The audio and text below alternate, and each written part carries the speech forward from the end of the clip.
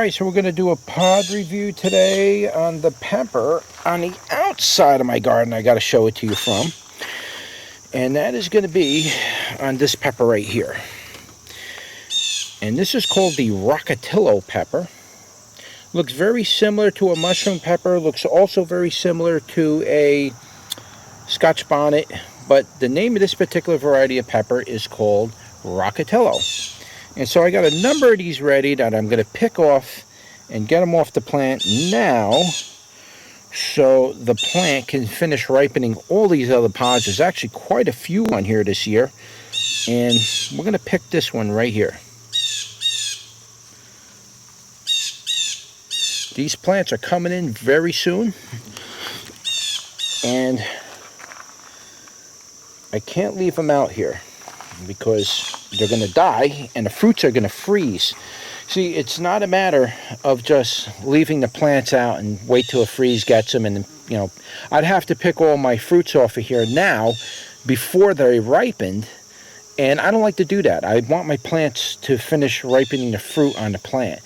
And so I got to either pick them now or bring them in or bring them into a location they're not going to be exposed to frost, because even if the plant generally survives the frost, the light frost, it's going to destroy your fruits. They're all going to become mushy, mashy, and I've already had it happen to me, and you lose pretty much all your fruits. So that's it. That's the Rocotillo. Sorry if the light's not that good, guys, but hopefully it's picking it up. It's got a beautiful base on it. Nice little Scotch bonnet look. It has a Scotch. If you don't know what a Scotch bonnet is, you type in your Google search Scotch bonnet. There's a thing called a Scotch bonnet, and that's what it looks like, a Scotch bonnet. It's Scotch's bonnet. So that's where it gets its name. But this particular variety of pepper is referred to as a Rocotillo. Rocotillos in general refer to a wide range of peppers.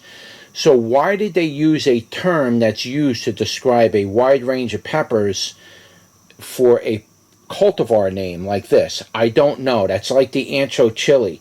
Ancho chili has a specific cultivar, and a lot of people associate the cultivar ancho chili with poblanos. And in general, ancho chili is used to describe all the poblano varieties of peppers. There's many variations of poblanos, but there's an actual cultivar named ancho chili, and because of that reason it creates a lot of aggravation and frustration for people who are trying to identify a specific type of pepper, and so they struggle with that. And I understand that. I understand it. And this is one of those peppers. This is referred to as the Rocotillo.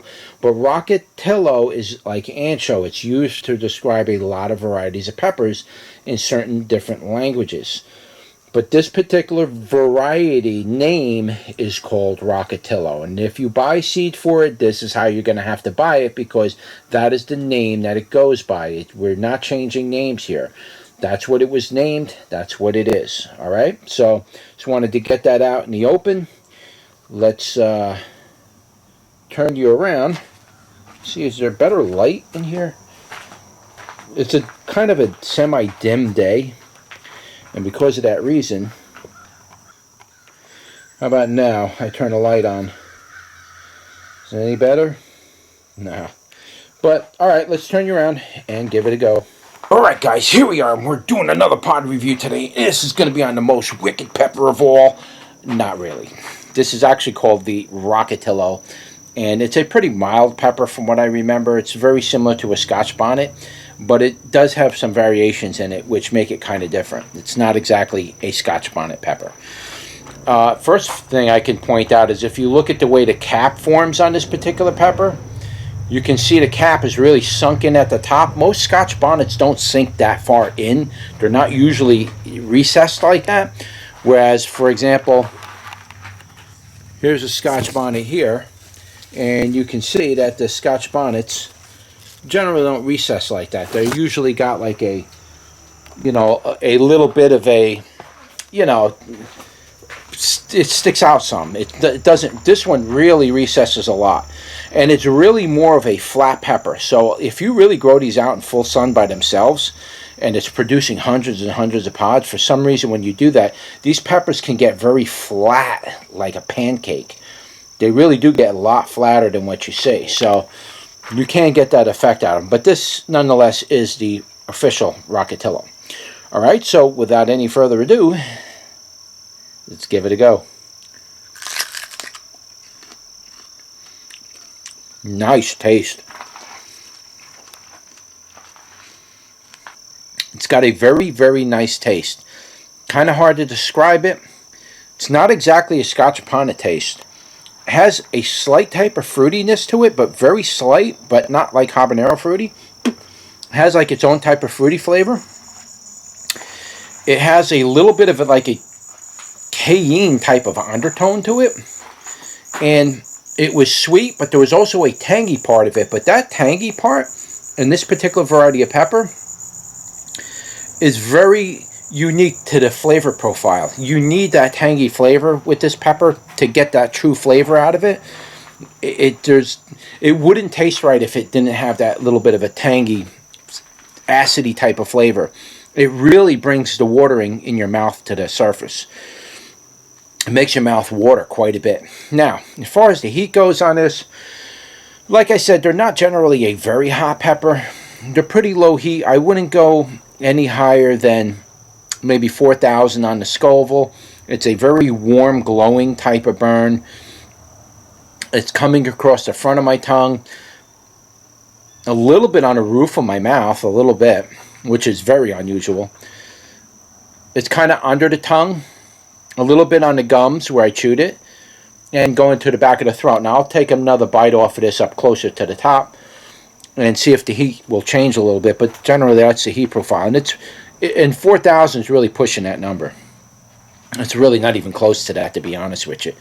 But I've been doing so many hot peppers lately that I'm singed to the point where lower heat peppers are really becoming difficult for me to really locate that heat, because I'm burning my taste buds every time I eat these super hots, and these lower ones are getting harder and harder to identify.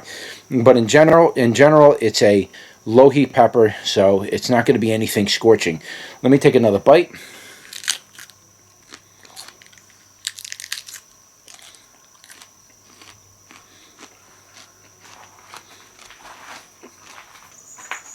Very nice. A little bit more warm going down into the esophagus this second bite, but so far no heat's really picking up in the mouth.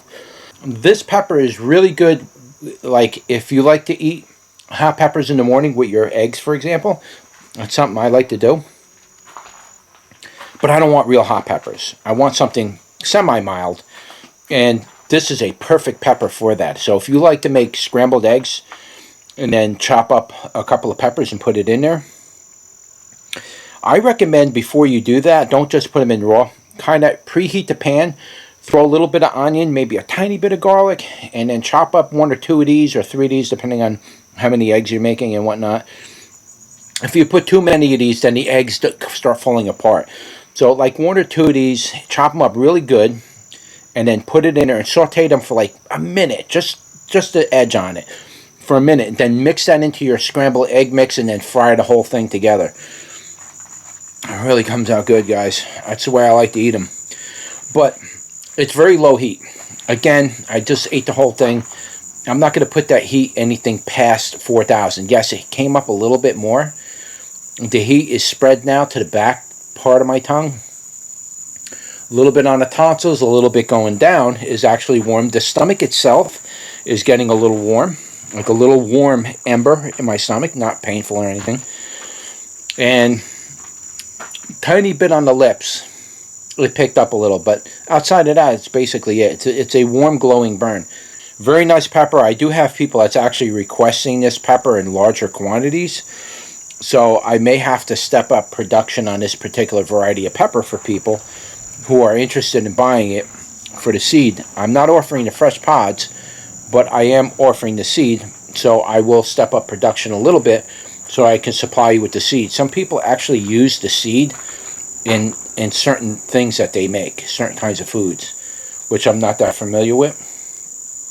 but they're using it in their not in their cooking per se, but like they're making like jams, jellies, and all kinds of, and they use the seeds or something to do it. So I will step up production a little bit for you, and we'll have plenty more of them for next year. And I will try to make pods available specifically, exclusively for those who are using it in that fashion. So if you are making some kind of jam or jelly and you need the peppers themselves, I can actually sell you the fresh peppers on the side, just you exclusively. I'm not going to offer that in the general public because I don't get many people asking for them. But anyways, that's it, guys. That's your pod review for the Rocotillo. Don't forget to like, share, and subscribe, and I'll see you on the next one. Take care.